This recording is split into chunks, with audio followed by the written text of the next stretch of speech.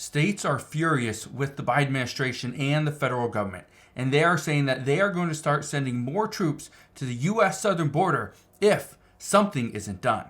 Now, here's the problem. We are seeing more Democratic states and even Republican state governors saying that they cannot withstand the influx of illegal immigrants coming into the United States.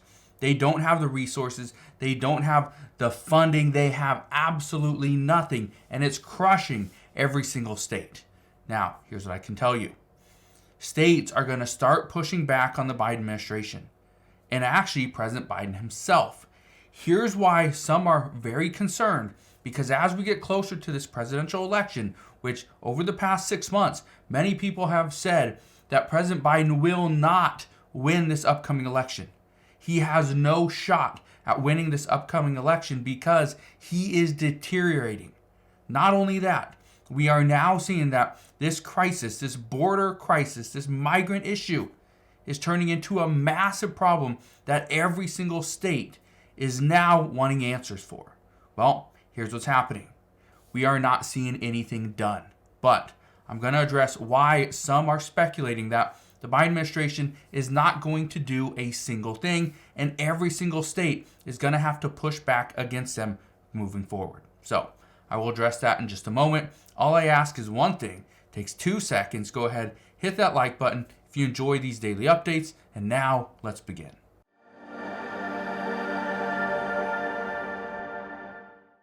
So over the past week, I have seen videos of police officers fighting in the streets with illegal immigrants. I've seen immigrants fighting with one another outside of shelters because they're fighting for who gets to go inside. I've seen illegal immigrants trying to sell stolen goods on street corners. Okay? All these things are happening. And things that I'm not even going to say on YouTube are happening as well. This is turning into a massive issue, and the Biden administration says his hands are tied. He came out and he stated on video, right in front of the Marine One helicopter, whatever it's called. He stated that all he's asking is for Congress to pass legislation that would give him the authority to shut down the U.S. border because the border is not safe. Those were his words exactly. The border is not secure. Now, what President Biden fails to mention is that he actually has the authority. And he has had the authority to protect the border, protect the United States, and protect over 300 million people, U.S. citizens here in the United States. But he doesn't say that. Because here's what he has done. And this is the reason why I bring this up.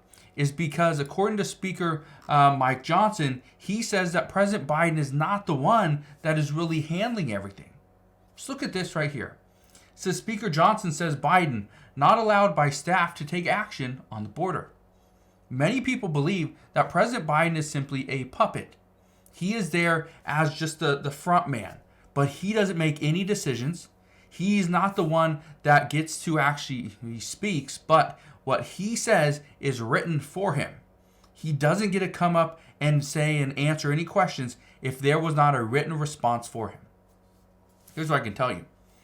In the first handful of days, President Biden did all these things. He terminated Remain in Mexico. That is one of the things that former President Donald Trump did, and this really helped secure the border because people were not coming into the United States illegally. They would wait in Mexico, wait for their appointment at a U.S. consulate or at a, I think everything's at the consulate nowadays, but so they were waiting there, and then once they got their appointment and were approved to come into the United States, then they enter. But President Biden got rid of that. He also ended the border wall construction, which back, I believe, in 2007, President Biden himself stated that the United States needed more physical walls and virtual walls. That was the only way to keep the U.S. border protected. He also reinstated catch and release, which, as we can see now, people are not even being caught. They are simply being looked at, and they just continue to walk across the border. That's something that he ended, okay? Or he reinstated the catch and release. He also ended Title 42. These are all things that, in the past, former President Donald Trump, this really secured the border. Now, obviously, there are other issues because of these things, but the border was secure. And what is the number one thing that U.S. voters are concerned with right now? It's their safety. Okay, the United States as a whole. That's what they're concerned with. Losing benefits because other people that are coming from other countries don't have the means to stay here. I was actually reading an article just this morning, and it stated that somebody went into a grocery store and had a whole cart full of stuff. Went through it, simply walked out of the store because they couldn't pay for it. And when the police stopped them, they simply said, well, I came from Venezuela. I cannot afford this food. I cannot afford this. And the cop let him go. Now, granted, should people be starving? No. But at the same time, what is the reason why they're starving? They're starving because they came into a country that is too expensive. I think everyone can agree. The United States today is so expensive. Housing, expensive. Food, expensive. Fuel, expensive. Utilities, just stay warm, expensive. This nation is not what it used to be. Now, here's something you need to know. States are absolutely furious with the Biden administration because now they're putting on the states. And I believe Texas is the only state that has had to do to protect themselves. Normally, the federal government steps in and protects the states because of the U.S. border. I think Texas is the first state in history that's ever had to do this. And now other states feel they have to do it as well. They have to use their money, their tax dollars, in order to pay for all this because the federal government will not do it. But here's what you need to understand. Since 2021, more than 12 states have sent National Guard troops to the U.S. southern border just to protect ourselves, to protect our states. More states at this time are actually considering doing the exact same thing. And some states have actually sent U.S. National Guard troops over to the Middle East. Okay, they've sent troops over to the Middle East.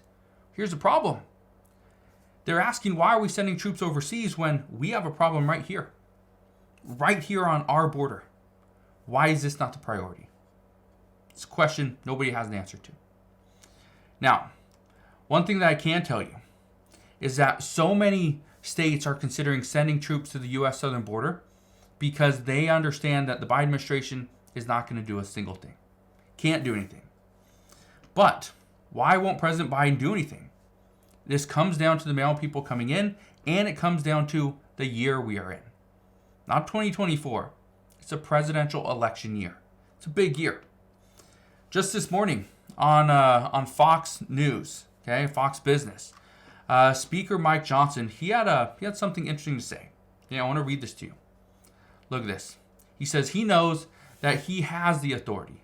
Obviously speaking about President Biden. We've documented it for him. I've read to him the law myself, to the president. Read him the provisions of the law and said, Mr. President, please take action. Now here's the thing. Nobody believes he is the one that's actually making the calls. Even Speaker Mike Johnson says, I don't think he's allowed to do it. I'm not sure Joe Biden is actually making these decisions. I think it's staff around him, and they're pushing him to hold the line or to keep the border open. This is exactly what people have been saying ever since he came into office. That President Biden, again, talking about 2007, I believe it's 2007, maybe it's 1997, one of those years when he was running for president. Now, he obviously didn't win at that time, but when he was running, he stated at a town hall meeting, he stated that one of the best ways to protect the border is to put up virtual walls and physical walls. Former President Donald Trump did exactly that, put up a physical wall, a barrier. It was a deterrent, and it worked. It's not 100% effective, absolutely not, but it worked. It slowed down people coming into the United States. Well, Texas has done a different and a more, a less costly version. They put up big Connex boxes, okay?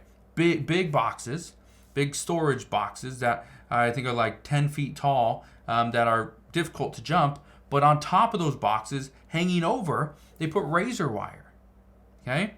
This is what some are saying is working. they're doing that. The big boxes, they're doing razor wire right on the Rio Grande. And then on top of that, on the back side of it, there's more razor wire coming down. And they got National Guard troops, Border Patrol. Okay, they got all these different officials on the back side of it, ready to take these people into custody. That's in Texas. Well, guess what? Texas is now seeing less people coming into their state, and now California and Arizona are seeing a massive influx of people. And this is why states are uniting at this time, because many state governors believe President Biden does not have any intention of solving this crisis, and instead, they're expecting he's actually going to make it worse. So, all I can tell you right now is be ready, because now states are planning to send more troops to the southern border, and this could cause a massive conflict with the federal government and potentially send us into a civil war. So, we'll see what happens moving forward. All I can tell you is I will be here every step of the way. I'll fill you in on all the latest news and updates, but that is what we know as of today. So again, thank you guys for watching. Consider subscribing, and I'll see you guys on the next one.